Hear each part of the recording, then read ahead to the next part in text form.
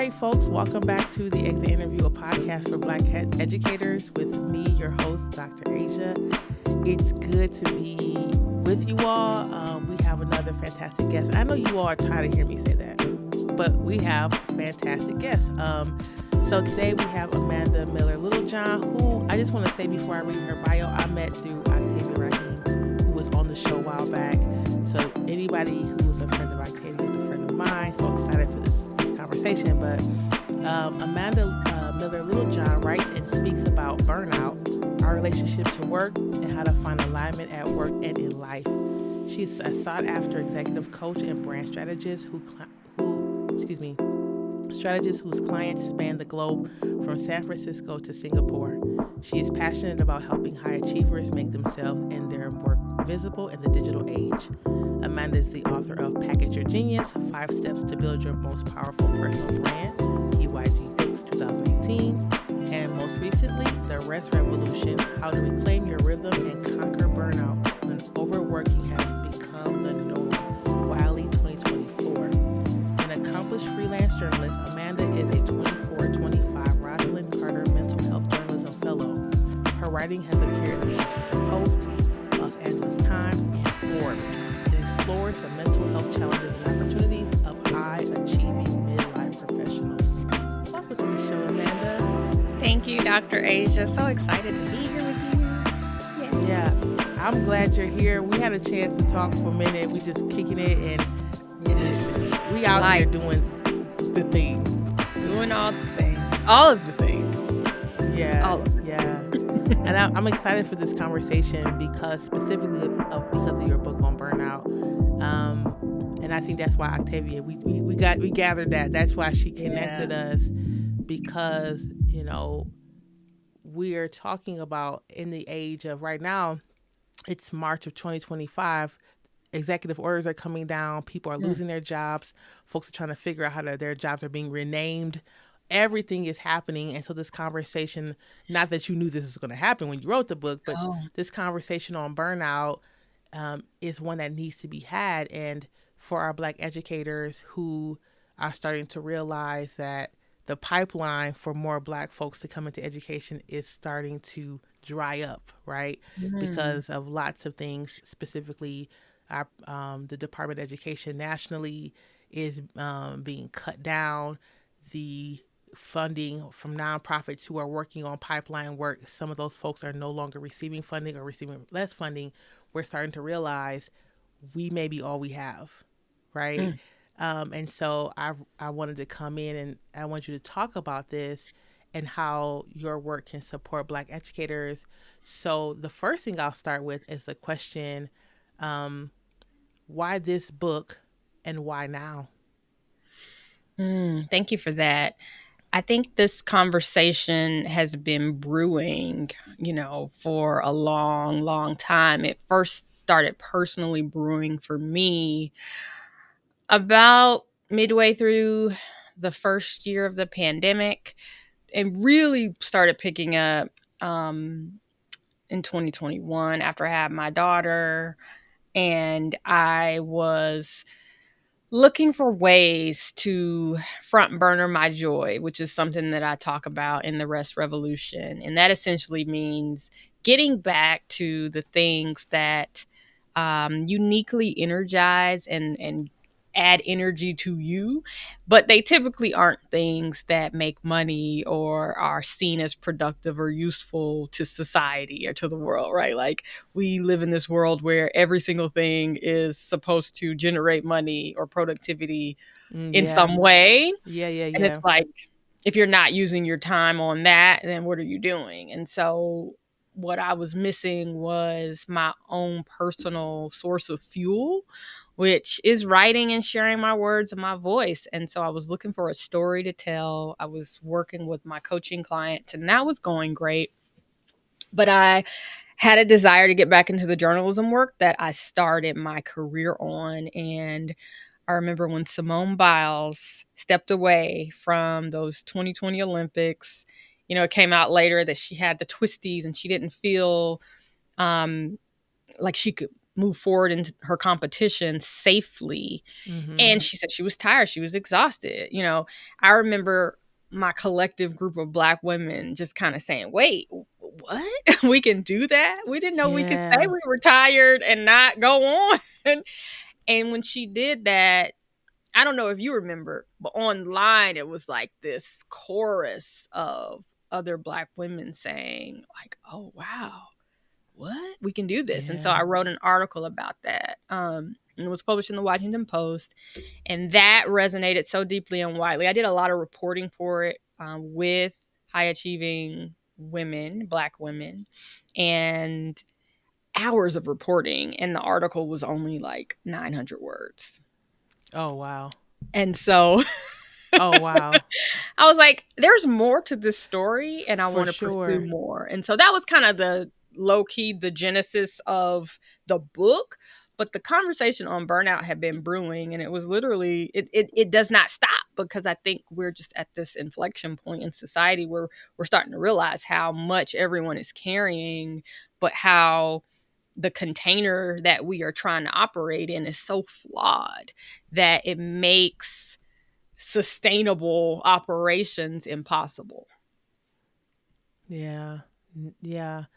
It's hard to make sustainable operate. It makes it impossible. Sustainable Mhm. operations. That's so true.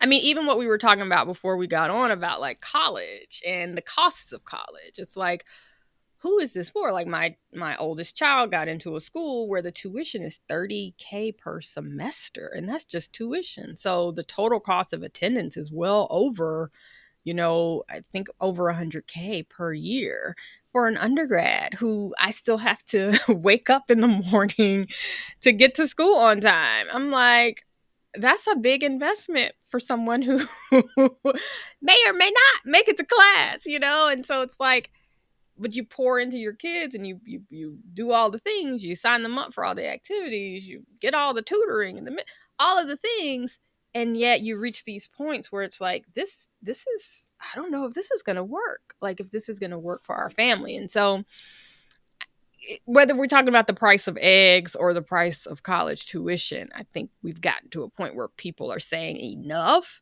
um this isn't going to work. Yeah. Yeah. I definitely feel that more and more these days. That Yeah. in my Instagram community, folks I talk to in real life here in Aurora are feeling this. What used to make sense, that what used to be the next step, the next best step, or what our society said was the right thing to do, is just not making sense anymore. And so Mhm. many people are pretending like it does make sense, or like we'll just push past this. And it's like, no, we do have to pause for $30,000 per semester. Per semester. We do I have got to to pause pause. on that. Yeah. And when you said that the first time when we were talking, I'm thinking 30, 60, 90, 120, it just keeps going and going. On top of, like you said, we're not talking about room and board, but there's still an expectation that folks go to college and not just go to undergrad now, because it's starting to seem like undergrad's not enough, though it Right. should be. Right. Though it should be, yeah. And so that's a real thing. And in that same vein, just thinking about college, thinking about overachieving, thinking about all those things, you work closely with high achieving professionals I do. who experience burnout. And so we'd love to hear more about that. And then, how do you define burnout? Before I jump in, that you said something that was so good that I have to piggyback on people who are realizing that it's the container's not operating, in this container is not sustainable, like we should just push ourselves a little bit harder to make it work. I think Yeah. that's something that Black women have historically done. Like, we've always known how to like tap into that extra whatever, Mm-hmm. pull out a little more Yeah. energy, a little more time, a little more strength Yeah. to just. And I think that, talking about the genesis of the book, that was my personal experience. I've always had a little more in the tank. Like, I've always known, like, oh, I can, if I have to, right? Like, I can Yeah. pull a little bit more. It's a corner of energy over there A few somewhere. drops. I can, burn this midnight oil. I can pull an all nighter, whatever. And during the pandemic, I hit that wall. I didn't know I had a wall, and I hit it. I Mm. hit it, and I think that's I what we're didn't know doing I had right a now. wall. I didn't know. Sorry. Yeah. I didn't know because I've Mm-hmm. always, I mean, sadly, like abused myself to the point where, like, no matter what, I can always kind of eke out a bit more labor, more hard work harder, sleep less, forego self care to get it done. And I think that's what's happening kind of metaphorically. And you put that into words of like, we're trying to move in this container that doesn't make sense. And I think, yes, some people are able to lean on this skill or lean on their network or lean on their Mm-hmm. savings, but more and more we're getting to the point where it's just like none of that is going to work. We're collectively hitting a wall that maybe we didn't know was there.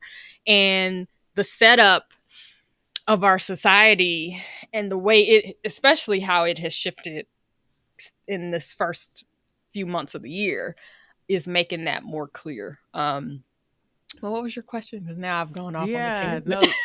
No, you're good. And so I think that kind of this this idea you work with closely with high achieving professionals. It Yes. sounds like at one time and maybe now in some capacity, but you work with high achieving professionals because you were a person who was a high achieving professional who hit a Oh yeah, and wall. still am. Hmm. Yeah. Yeah. Yeah, I think as an exercise when you're building your business or building any sort of consulting practice, it's always good to try to figure out who is your audience and who gravitates to you the most, or who do you have the most skill to help. And for me, the high achievers always emerge. It was always just like those people who could pull a little more out of their Mm-hmm. tank and were willing to go the extra mile, were willing to show up and work hard, but also who believed in excellence, who believed in their talents and their skills, and who really wanted to make the most of them, didn't want to coast. Just really felt like, wow, I've been given a talent or a skill set or a mind or a network that I am willing to do my part to go all in on so that I'm maximizing this opportunity for both myself and my family, but also for society, for my people, and for the impact that I want to make. And so, when you attract people like that and then they're working with me, so like I know they can work and I can work, so I'm giving them Yeah. work to do to make them work because I want Yeah. them to shine and I want the world to hear about them and know their names.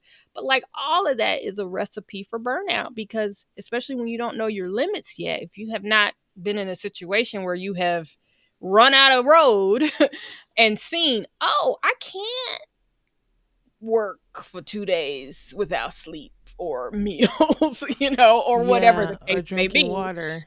Yeah, like I can't do that. And I definitely can't do it over and over and over again and still show up and be able to deliver my best and feel okay.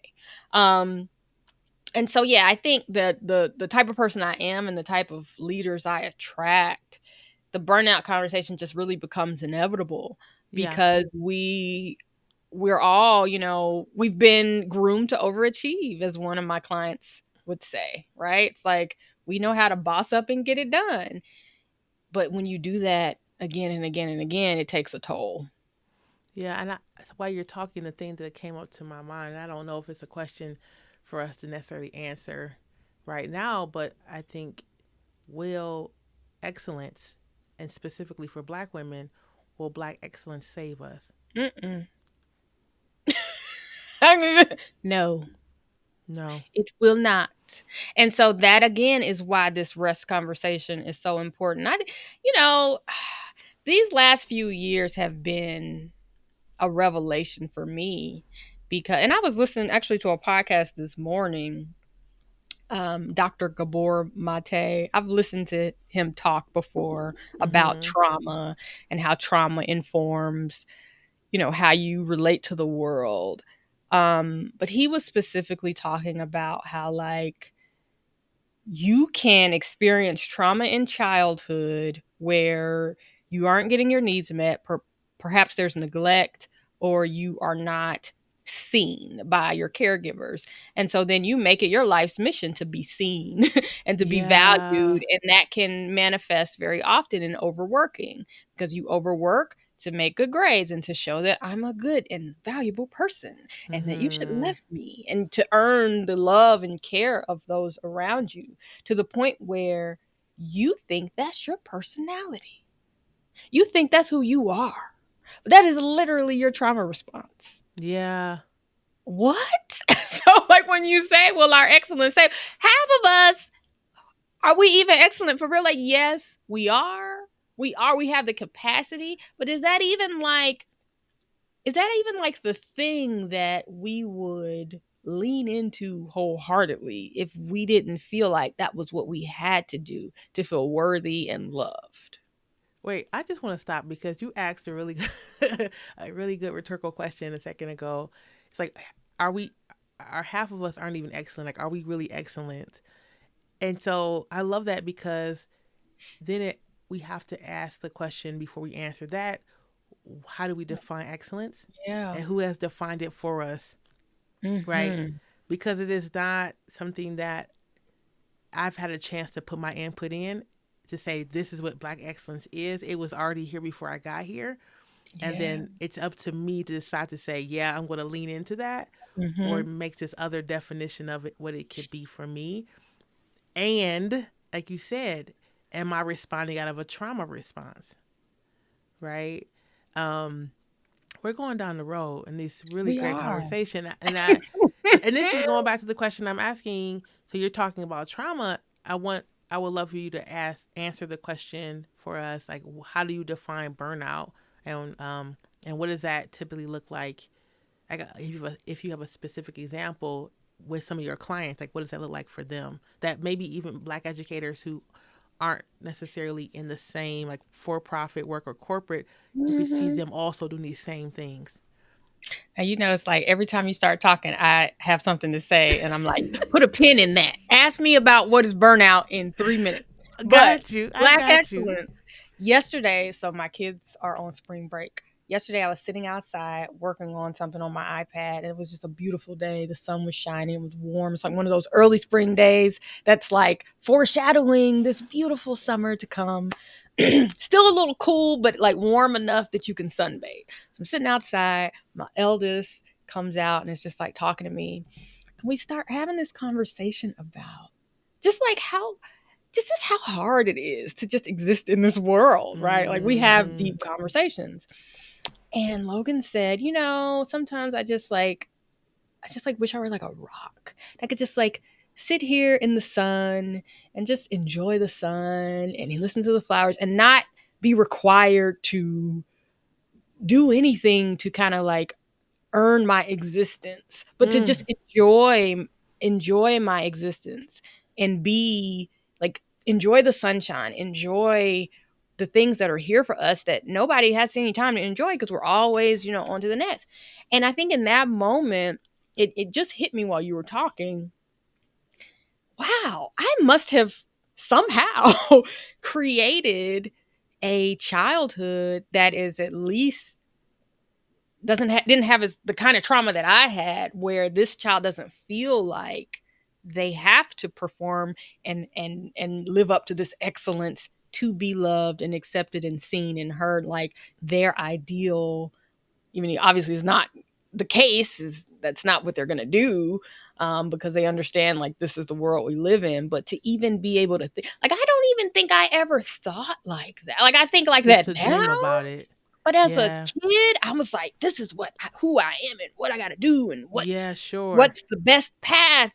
And for Logan to be able to even think like, wow, that's something, there's something else, there's something bigger.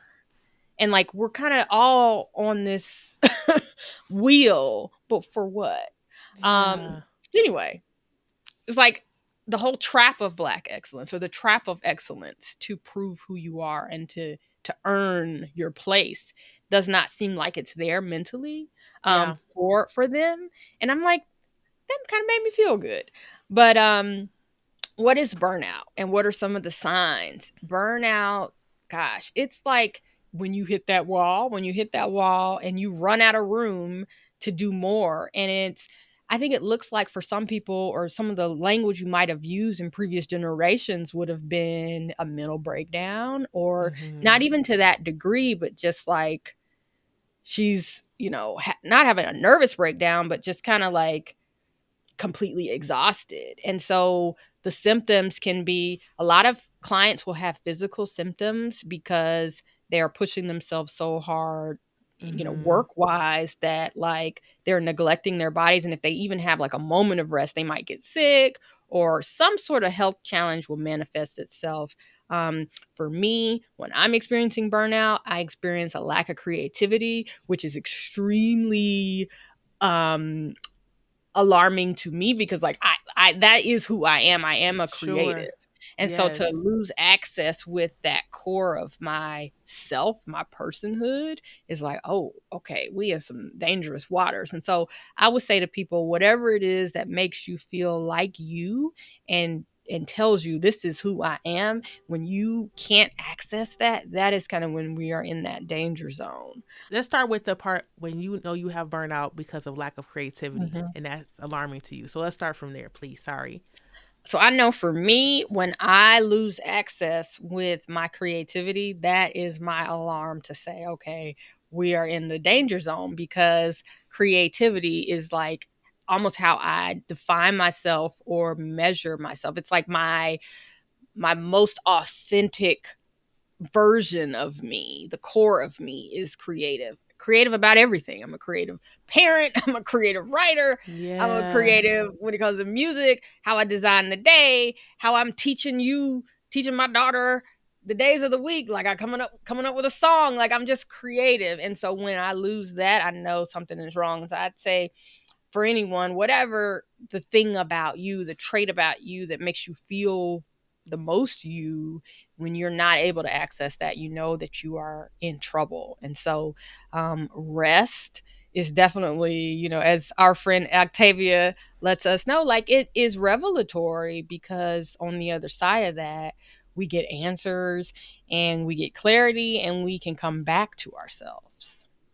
Yeah.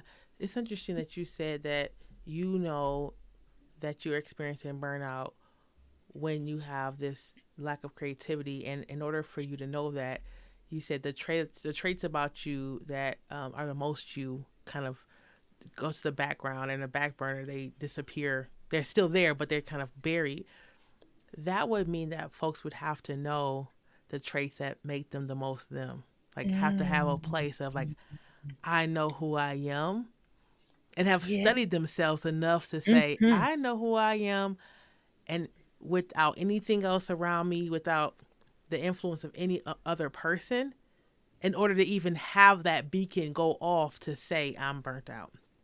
And I wonder how many folks even understand and know themselves. Mm. Well, that's a big, huge part of my work. Yeah. Like, Talk about that, honestly, please. yeah, any client I engage with, it starts with a deep dive, self inquiry. I mean, it's almost. I was telling someone the other day, because they were talking about doing assessments, like career assessments, or I don't know what you personality assessments. I told them I'm like a human assessment. So like when Mm-hmm. I work with people, I become their assessment. Because I'm pulling out. I have a ton of questions that I ask to get to the heart of like what have your patterns been throughout your whole life, and what typically energizes you, what drains you, what turns you on, what turns you off, who you like being around, who typically gets your juices flowing and gets your ideas going, who kind of makes you feel unsafe and makes you feel like you need to retract or recoil. Mm-hmm. And so I personally believe that self knowledge, self discovery, radical self discovery is the key to everything, because when you Yeah. know what drives you, you also know what drains you, and you can understand what you need to be doing so that you can live in alignment. Like a lot of the people that come to me are out of alignment, and misalignment leads to burnout, but also when you're out of alignment career wise, you are typically doing work that other people think is impressive, or the world is giving you accolades for, but it just something about it is off. You feel unfulfilled in some way. There's something missing. And so when you are kind of going against your own natural inclinations or the truth of who you are enough, it kind of creates this friction that over time can exhaust you and lead you to burnout. But I like starting with that self discovery because it can help us figure out, are you doing the work that you're meant to be doing? Is there another area that you should be pivoting towards?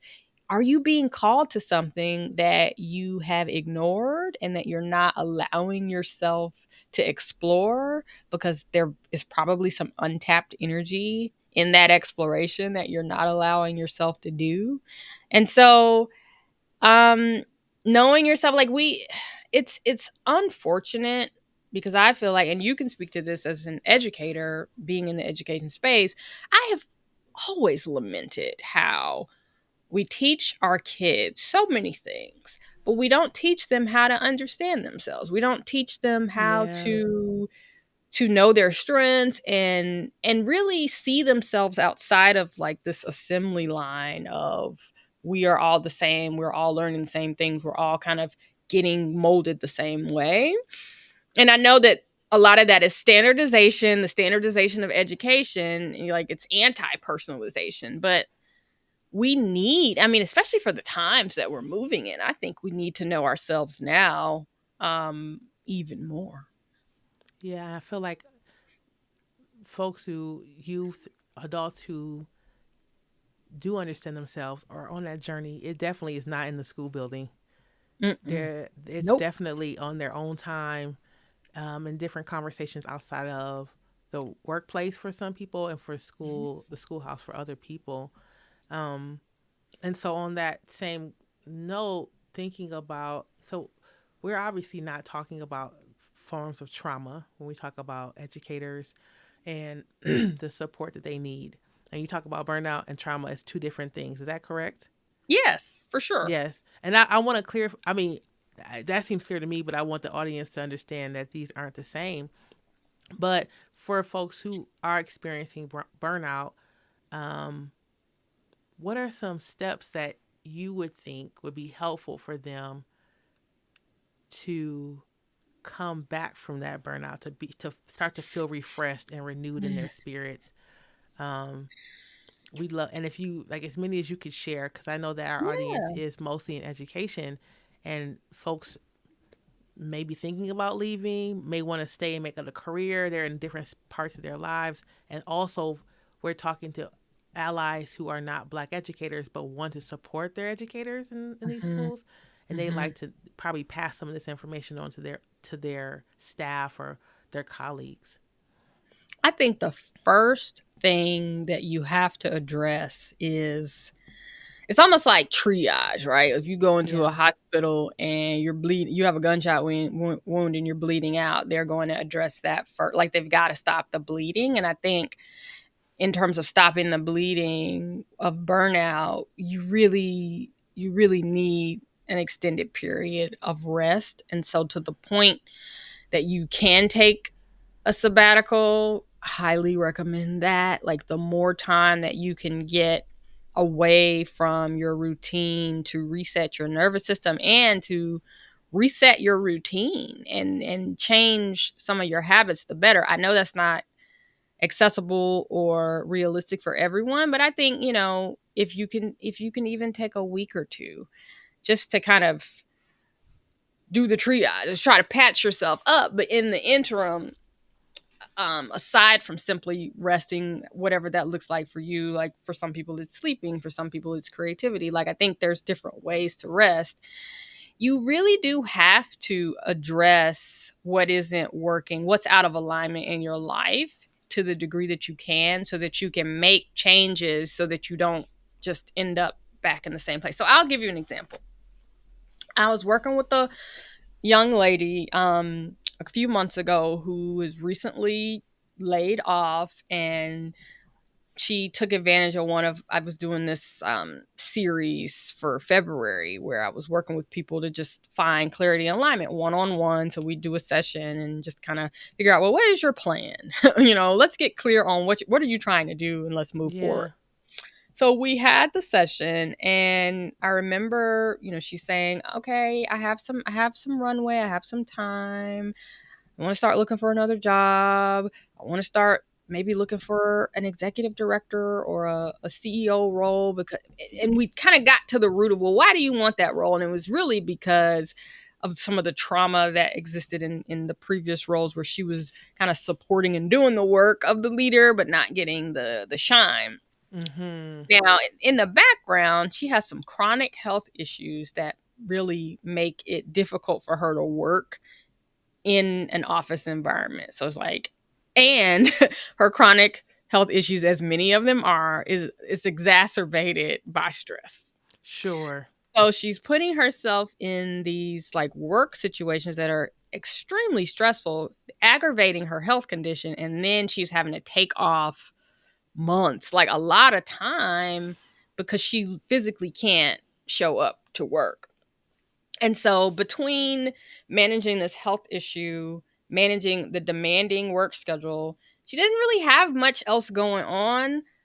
No social life, no love life, family life, um, really nothing outside of work. And she was coming to me for help to chart out a plan for more work. And when she was honest about the things that she wanted, she said she wanted a relationship, a partner. She eventually wanted to have a family. She was getting older. She would like to have children. She Mm-hmm. would like to have time to be able to go to yoga once a week or twice a week. She would like to be able to take a 30-minute lunch, or like some of the things she was saying that were so small, like they weren't big ask. Well, the marriage and kids, that's not small, but in terms of like what would a good working environment look like, it was Mm-hmm. just really basic stuff. But towards the end of the session, I told her that we cannot design a plan for you to tackle the next phase of your career until you triage your life. Like, you got to get your health under control. You can't back burner that. You know what I mean? You can't just Yeah. say, like, let me get this job and then I'll do. No, because you are literally, your body is rebelling against these stressful situations that you're putting it in. Mm-hmm. So Mm-hmm. you have some time right now off work, get your health together. Start doing the things that, like, in an ideal world, you would do for yourself. You get out, you take a walk, you be in the sunshine for at least an hour every day. You go to yoga twice a week. Do that. Put that on the calendar. You would meet up with friends. You'd have coffee or lunch maybe twice a week to just kind of start rebuilding those connections that have fallen by the wayside because you've spent every waking minute in work or being sick. You Yeah. might make a plan to date or reconnect with old friends, but like, start getting the infrastructure of a healthy life in place. Because honestly, I told her, it's like, I don't even know who you really are because you ain't even you. You're like a skeleton. Yeah. So until Yes. you get some meat on your bones and you're like, you can think clearly from a healthy place, we can't move forward with planning about your career because you're not even you right now. You're like falling apart. And she was just like, and so honestly, I was like, I hope that she found that helpful and I hope she took the advice. I heard back from her recently. She was just like, oh my God, I've been doing everything. She put herself on a little plan like we identified during our session, and she's feeling so much better. And so I feel like now she can think clearly about, like, well, what does business look like? What does career look like? She can set Mm-hmm. goals that are coming from a place of like clarity and health versus, let me over index on work because work is the only thing in my life that brings me any sense of satisfaction or sense of Mm-hmm. value that I'm contributing anything else to in the world. And I told her, the reason why you're putting all your chips on work is because you've always put all your chips on work. So work is the only card you have to play. Like, you don't have anything, you haven't developed anything outside of work to even Yeah. be able to say, like, you know what, I'd rather do this or I'd rather do that. Work is all you know. So what would happen if you were intentional about developing those other parts of yourself and those other areas of your life? What would you want then? Like, what would your decisions look like then, coming from a place of, I have friendships that I have to prioritize. I have a love life. I have a child. I have a family. I'm a part of a community. I can't work 15 hours a day. I have people I'm there for and who are there for me. I have hobbies that I'm invested in. I have to make sure I get to yoga. Well, I got to have time to cook my vegetables. You know what I mean? Yeah, Like, no, like, that makes sense. you see what I'm saying? So I don't even know what the question was, but No, I mean the question, what you're answering is really right on. Is like, what can educators, Black educators who are experiencing yes, burnout do? And you it got to goes back to what you said. realign. Yeah, it goes back to your work is not everything. It's And I not. think that for so many of us, we went through high school, college, Mm-hmm, elementary school, and the mm-hmm, whole mm-hmm. focus is to go to work. Yep. And so when the work is finally here, we make it everything because we've Mm-hmm, been in school for so long to do mm-hmm, that thing, so mm-hmm. many hours per day. And you're saying, which Yep. I agree with, is there is more to this life than a classroom or a principal's office or the next step. And I'm quoting here, that makes it the dean role or so on and so forth. Yeah. And we have to take time to understand who we are and those and what's more important than the work. Who we are and what we need. It's like, as Yeah. you were describing, it's like that pipeline, right? Elementary school, make honor roll, make principals this, and then Yeah. high school, get into college, get a scholarship, get a full ride, college, school, and it just keeps going. And I personally believe that the powers that be, would love it if we just kept chasing the next thing until Yes. retirement, and then we look up and Yes. we are old people, and it's like, oh, well, I never got to this place that I thought I was running to, because there was always Mhm. a new place to run to until I finally got so old that like my value was diminished to the system, and the system put me out to pasture, and now I'm just here, and I have not developed anything else about myself. Mm. Huh. What would I do Can now? let's pause. That's so real. Mhm, That is so real. What's the next step? What's the next thing on the pay scale? mhm. What's the next Yep. opportunity until the system Keeps says going. you're no longer Ding, valuable? ding, ding. And It's now like, you have, time's up. yeah, now you have nothing but time because someone else told you or some system told you that you're no Mhm. longer of value to it. So go find value in yourself. Ooh, And now you're like, well, uh, uh, uh, I don't know how to do that. No one ever taught me how to do that. I've only been taught how to yeah. find value in the system, or find my value in the system, or contribute my value to the system. I don't even know what, like Logan's version of sitting, being a rock and sitting in the sun. I don't even know what that is. I don't know what I want. I don't, people are so disconnected from their desires, their hungers, their needs. Mm-hmm. They don't even know what they want. And so imagine you play by the rules, you follow this script, and you just chase the next thing, the next thing, the next thing, and then you get put out to pasture, and then you're like, what do I want? I don't know. You have Yeah. let the muscle of knowing atrophy.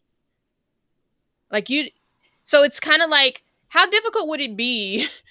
I mean, I know it's not impossible. You see on Instagram all the time where they're like, it's never too late to start lifting weights, right? Look at this 80-year-old Mm-hmm. grandma in the gym. Mm-hmm. But like, how much harder would that be? Never having lifted a weight, and then at 80 deciding, I'm gonna start lifting heavy weights. That seems hard. And so I think, Yeah.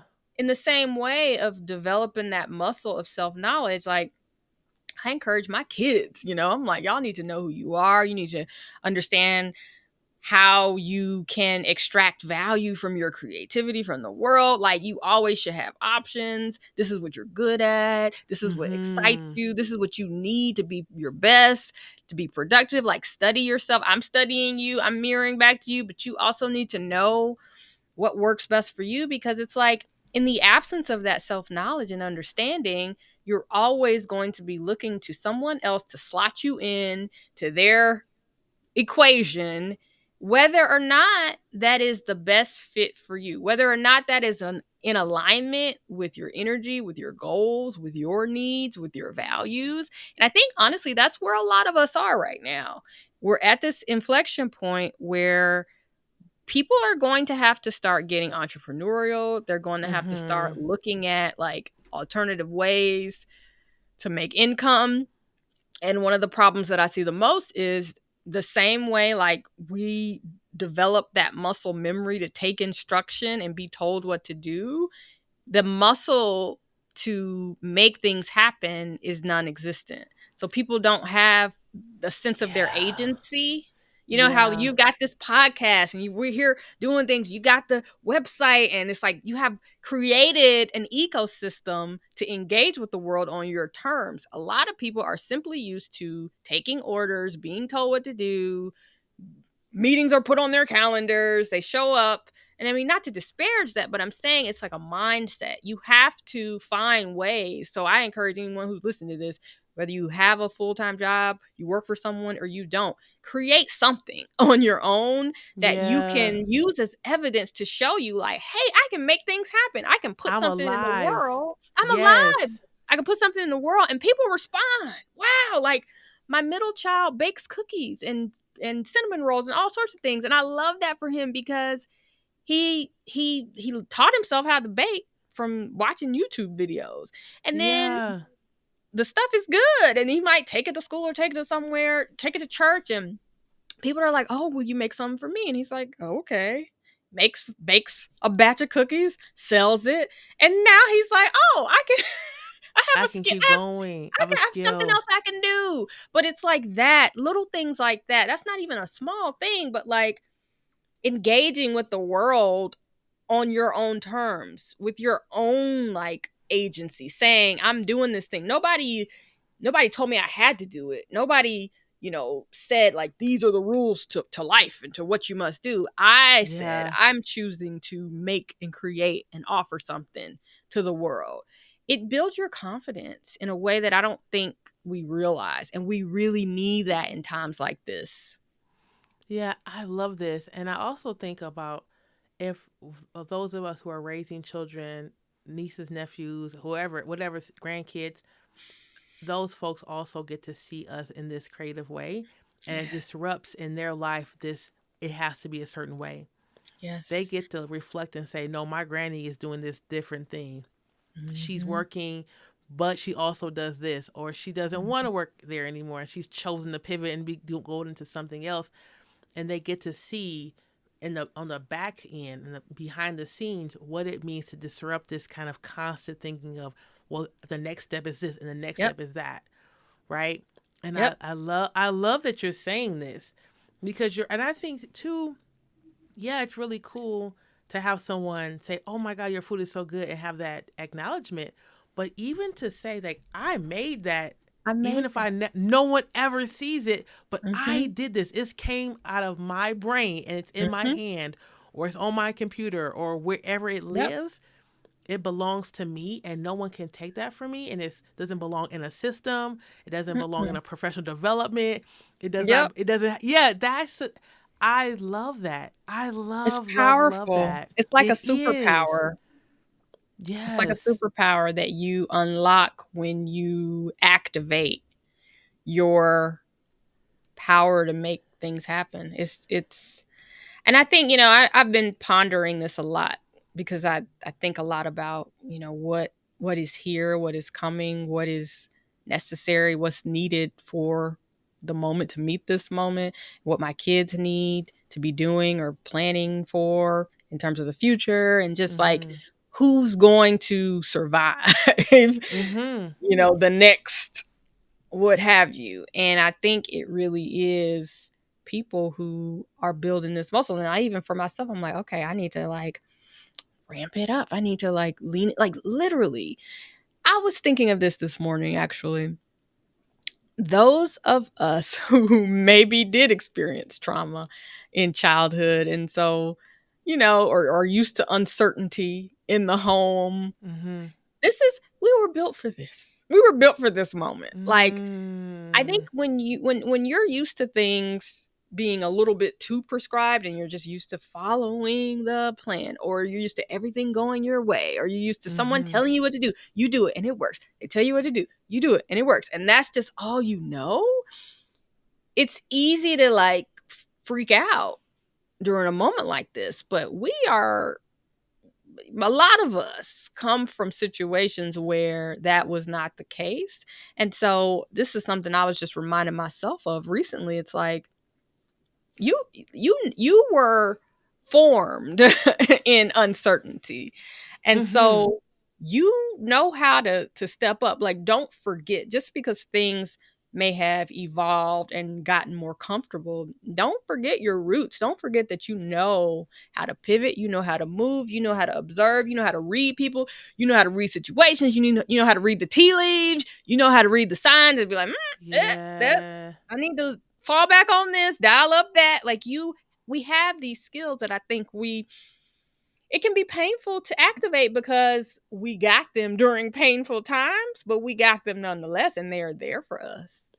And Yeah. so that's another piece, I think, that we are a lot more powerful than we realized, and we may have to dig in the crates and go back to some memories and previous versions of ourselves that we're able to push through and make things happen. But at least we have that to access. Yeah, that's right. That's right. And in all the work that you're talking about, and really this chance for us to step back and to move slowly and deeply and think about who we are and why that Mhm. matters, and create, and to just be in the sun and to be a rock and to Yes. like, and all that, where do you see the role of um what do you see the role of community and collective care playing in this, like this journey to discover oneself, or rediscover oneself, or continually reiterating that discovery? I think the community and the collective is a huge piece that has been neglected, for most people who are most people, period, but especially people in burnout. Like, that's one of the realignments that I write about in the Rest Revolution: restoring your connection to community and your connections with other people, your energy generating relationships. Because so much of what ails us, aside from us needing to activate our agency and our ability to make things happen, we also have to activate the support that is available to us from our Mm-hmm. communities. um I know I've heard a lot about, like, we heal in community. I know for me, the best healing that I've done has been through relationships with other people. And one of the biggest things that I'm learning to do is to ask for help, to lean on support. I mean, even for this book, candidly, my book came out and my grandmother passed away on the same day. And Mm. so the months leading up to the book's release, like all of that kind of anticipation and building up, it kind of just fell flat on release day because I was then just plunged into grief. And my community, my network has really been the reason why this message has reached as many people as it has. It's the reason we're here today, right? Yeah, Someone that's connected right. us. Octavia Rahim connected you and I, and now we're on this podcast. And that is almost every example of the opportunities to share this message in the last few months have come from community, and have come from people saying, hey, have you met Amanda? Or let me tell you about Mm-hmm. this new book. Let me tell you about this amazing woman that you need to know, or the two of you could make some magic together. And so just imagine if, you know, every week we're sending emails like that of introduction to people who can Yeah. come together and build community. Every single week we do that, and every single week someone's doing it on our behalf. Just imagine, like, the ripple effects of that. Um I think that is so incredibly powerful. I think that's another form of wealth that we don't recognize that we have, because whenever things are dire, if you literally just get on a Zoom with 5 people in your network, or even 10 people in your network, by the end of those conversations, somebody knows something. Like, somebody Yes, got exactly a right. line, a line to somebody who's hiring, somebody who needs a consultant, somebody who needs a podcast guest. somebody who needs a speaker and they gonna pay. Like, whatever we need is in community. And so I think that's another thing that we've got to do. And I try to instill this in my kids as well. It's like, as you connect, as you meet people on your academic journey and on your like volunteer extracurricular journey, connect with these people, set up your LinkedIn profile, connect with them, and just try to Yeah. stay in touch and in good grade. Because that's your wealth, to be able to send a note or to make a call and say, hey, do you know anything about this opportunity? Can you write me a recommendation letter? Yes, Do that's you have any exactly right. ideas for what I should do? I just sent an email out like that yesterday to the head of an organization where Logan has been like a student leader. It's an environmental organization. I said, hey, do you know of any scholarships geared towards, the students of the environment, environmentalists Yeah. and sustainability minded students? Do you know of any summer jobs? Like, what do you know? So I think that's something that if you're not accessing it more, you should. Just like my client that I mentioned, I told her, I was like, in addition to your health, you have got to restore your connections with people, because all your balls are in the court of work, and we've got to, you have mentally put yourself there, but people, you just got to reactivate those relationships and remind people that you're here, of what you're interested in, of what you want to do, so that they know how to support you. And too many of us neglect that part, and not because we just want to neglect it and we don't like our relationships. But remember, if it's not making money and if it's not deemed productive, we feel like it's a waste of time, because we can't afford to take time away from the tasks that are generating revenue, or Yeah. are deemed important by whoever is cutting our checks. But it's a shame, because there's so much on the other side of that connection. That is absolutely right. And I think I want to add a second or another layer to that, is I think that some of us were raised in households where you don't tell people your business, Oh yeah. right? Like, don't go out there running your mouth, don't tell people your Dirty business. And so laundry. yeah, and so because of our ancestors, our grandparents, our parents thought that was a protective factor, now many of us feel like it's hard to go out and then ask people for something or to tell someone what's going on, because we're not in the habit of it, getting support outside of perhaps our spouse or just a very small group of people or no one at all. And Yeah. so we have to also contend with that of, what Yeah. are they going to say? What if they might tell somebody, I don't want everybody to know. And those really the chattering of our ancestors, many of us who tried to protect us, but it's not serving us now. And so, like, how do we Mm. quiet that chatter so that we can, like you just said, restore your connections with people and community? And we can only do that if we sit and understand ourselves Mhm, and where that mhm, comes from, right? Whether that mhm. be, like you said, just because of work, work, work, work, work, or it's because of A lack of histories and trust. Yeah. community, or lack of trust, or a combination of both. So I'm so glad that you shared that. Thank you. Yeah, of Yeah. course.